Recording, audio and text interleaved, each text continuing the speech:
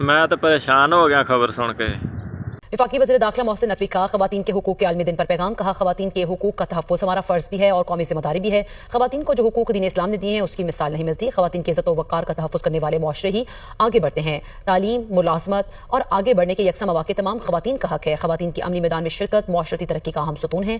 ख़वातीन की ताकत को तस्लीम के बगैर तरक्की का ख्वाब शर्मिंदा ताबीर नहीं हो सकता। ख़वातीन आबादी का निस्फ़ हैं। तशद्दुद और इम्तियाज़ी सलूक के खिलाफ आवाज़ बुलंद करना होगी।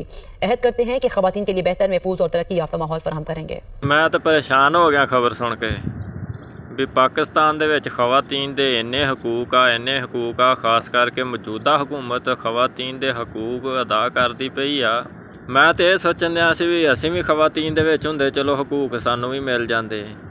ते ये मौजूदा हुकूमत ख़वातीन दे हकूक लैके बहुत बढ़ चढ़ के मैदान च आई पई भी।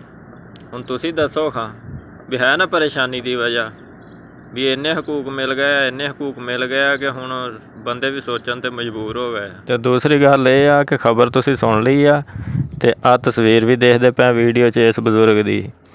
ते मौजूदा हुकूमत दे बारे तुहाडे की ख्यालात आ ते ये जेह्ड़ा बजुर्ग आ इहदे बारे तुहाडे की ख्यालात आ? कमेंट्स बॉक्स दे विच ज़रूर दस्सिओ।